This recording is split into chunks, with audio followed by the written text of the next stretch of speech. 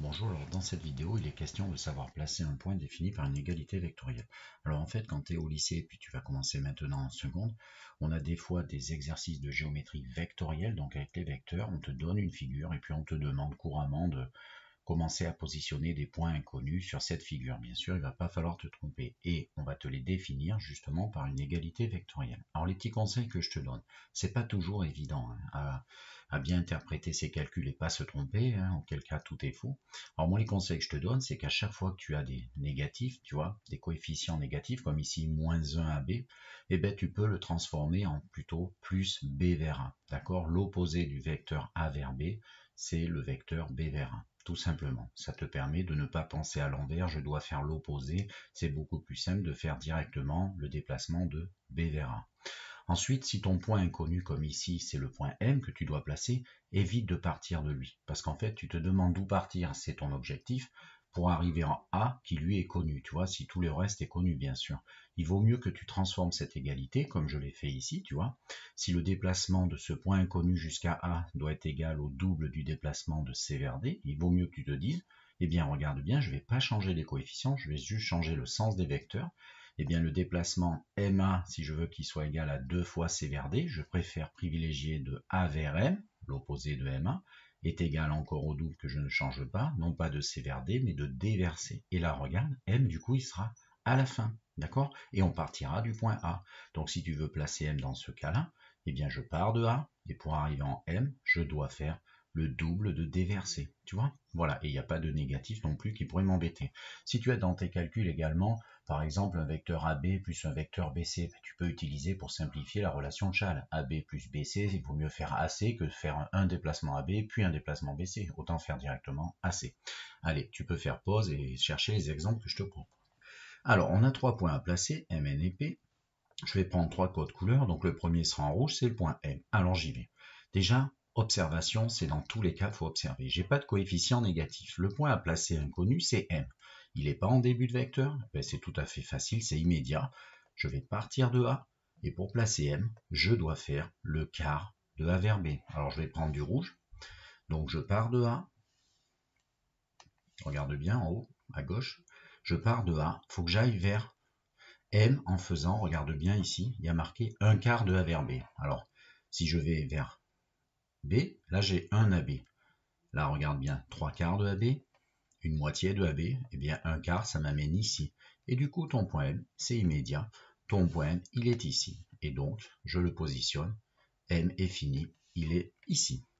Deuxième cas. Alors, deuxième cas, on a ici le déplacement de C vers N est obtenu en faisant, et là tout de suite, je vois des moins.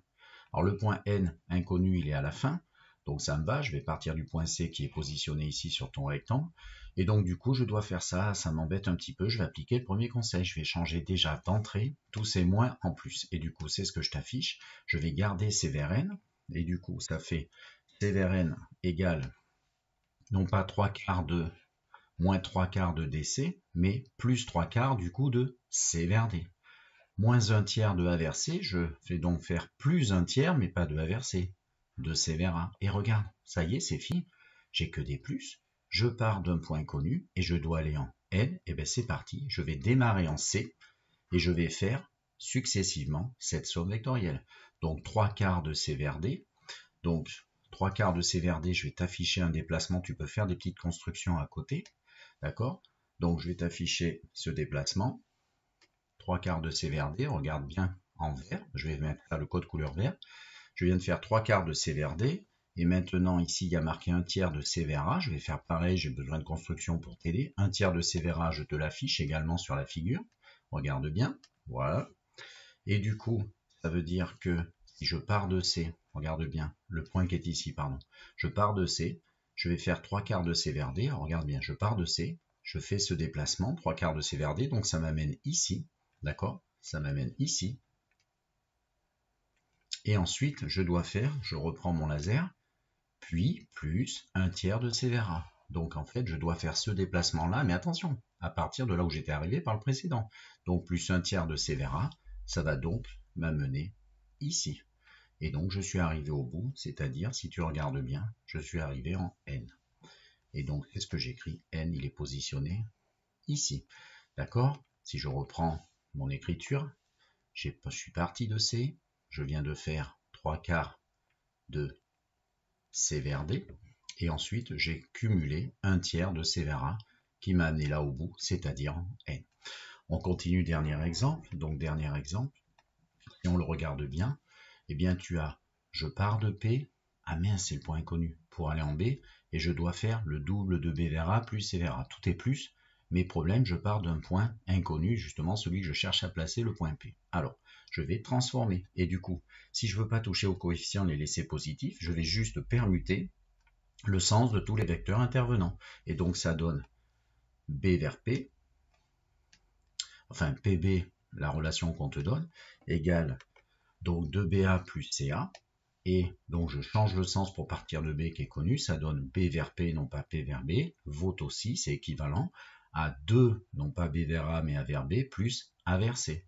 Et donc je fais maintenant en code couleur marron pour faire ce cas-là, donc j'ai besoin de réaliser 2A vers B, donc je te l'affiche, 2A vers B, je te le mets en marron, voilà, et c'est parti, on y va. Je vais construire donc en code marron. Je pars d'où? Il faut que tu regardes bien. Donc on va partir de B. Donc je pars d'ici. C'est parti. Je fais d'abord 2 A vers B, c'est-à-dire le vecteur marron là. Donc tu es d'accord, ça fait tout ça. Donc ça va m'amener ici. Je fais 2, voilà, ça m'amène ici. 2 A vers B plus AC plus, donc A vers C. Et A vers C va m'amener ici. Et donc, je suis arrivé au bout. Je suis donc arrivé au bout, c'est-à-dire en P qui est ici. Voilà. Allez, au revoir.